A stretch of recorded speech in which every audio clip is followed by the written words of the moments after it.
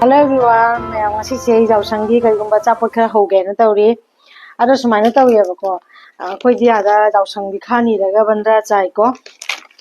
ado asigadi akhona lei sigadi ko dum mafam pramaki ni je pullabani na holi sigane ko gujia se horaga mayam maga jenai ko ado hayang mi na jelani ni suki be mathau tai ko aduna ai sum khara horage na tawri ni sum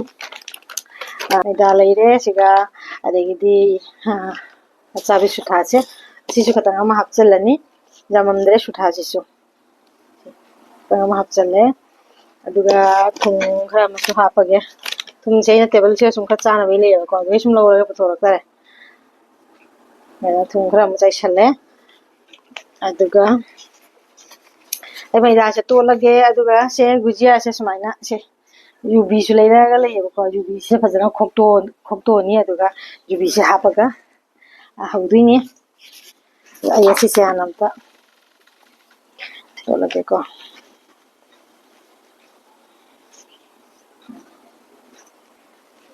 thause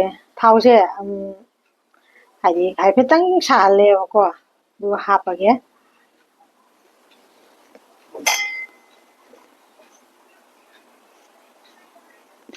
refined oil do haifetang shalaga hapinya maida se hana ko thum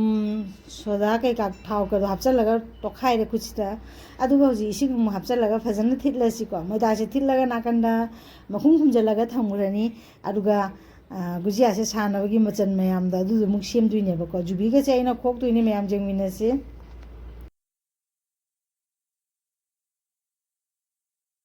pani ka kuche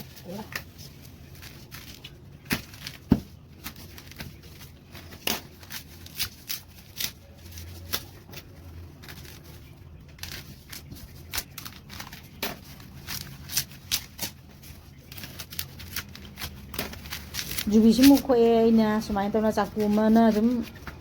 jubi si ga ne mama hagi makogom thangbase asigi siga chaku machin se hapchalaga ne sum chingdok pora makpu se sum khokpa jaye ba ko aduduna aina sum khoe jubi se ado jubi si di makku khokto khraga di jamna di chawram dre ba ko ai di sum chawda mane na khan mane ba ko makku se tharam me manungda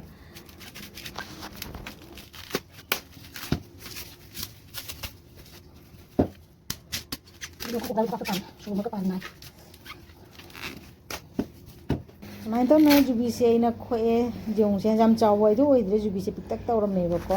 ado khaido ga mung jenghalage khaido ga di jubi se phadi phajara me ba pikcha bai wata ne ba ko ado hojim ko moi khelaga jubi khet pese me am haitre jong se aina ko koina su kheli ni jubi se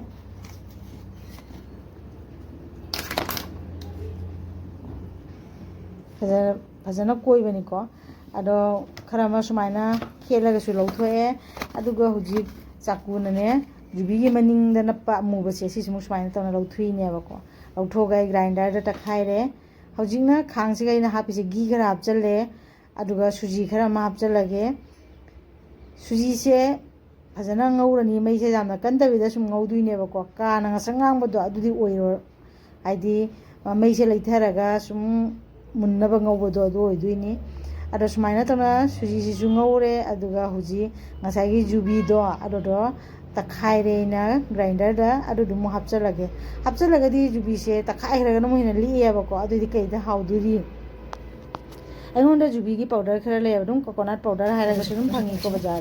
adu do aingonda leina lei adu do khara ma lei adu hapchalle mu okhaire ga ko huji am ko musiga elaichi powder do adu dumu khara ma chai chelani adu mu hapchalaga khara okhairage aduga huji amu hauna bagi thumna bagi haidana mu chini se sim khara ma hapage jana henjana thumba do du helaroige adum haifetang hapage ko chini ngangmuna hapasu jai aidum chini ngobo se na hapchalle ngasi se ko nakanda inghalaga thammani ba ko jubi ga suji ga ngobo duna siga leire sisi mu hapchalani aduga maida se siga leire ko jitang se taga ai sarage gujia se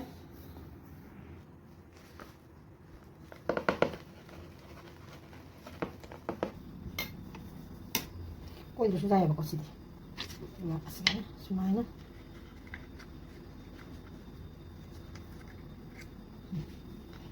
ꯇꯥꯁꯤꯒꯅꯦ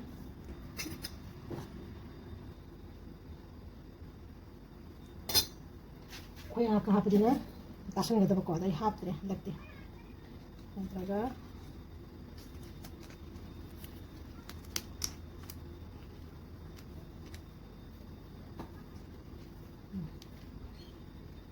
ꯁꯨꯃꯥꯏꯅ ꯇꯧꯅ ꯍꯧꯔꯤꯕꯀꯣ ꯑꯃꯃꯝꯗꯤ ꯃꯈꯨꯠꯅ ꯁꯨꯝ ꯁꯦꯝꯃꯦ ꯑꯩꯗꯤ ꯁꯨꯃꯥꯏꯅ ꯁꯨꯝ ꯁꯦꯝꯃꯦ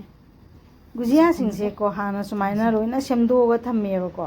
ꯑꯗꯨꯒ ꯁꯦꯝꯃꯒ ꯅꯥꯀꯟꯗ ꯈꯥꯡ ꯑꯃꯗ ꯊꯥꯎꯁꯨ ꯊꯥꯡꯒꯠꯂꯦ ꯑꯗꯨꯒ ꯁꯨꯃꯥꯏꯅ ꯇꯧꯅ ꯂꯣꯏꯅ ꯇꯥꯎꯔꯦ ꯌꯨꯝꯗ ꯁꯥꯕꯅꯤꯅ ꯁꯤꯗꯤ ꯅꯨꯡꯇꯤꯒꯤꯁꯨ ꯁꯥꯗꯦꯅꯀꯣ ꯑꯗꯨꯗꯨꯅ ꯐꯣꯡ ꯐꯣꯡ ꯁꯥꯔꯤꯉꯩꯗ ꯆꯥꯅꯤꯡꯕꯗꯨꯅ ꯍꯦꯟꯗꯅ ꯑꯩꯈꯣꯏꯁꯨ ꯈꯔ ꯆꯥꯔꯦ ꯑꯗꯨꯒ ꯅꯣꯡꯉꯥꯜꯂꯒ ꯐ꯭ꯔꯦꯟꯁꯤꯡꯗ ꯄꯤꯅꯕꯒꯤꯁꯨ ꯑꯩꯅ ꯈꯔ ꯁꯤꯒ ꯔꯦꯗꯤ ꯇꯧꯔꯒ ꯊꯝꯃꯦ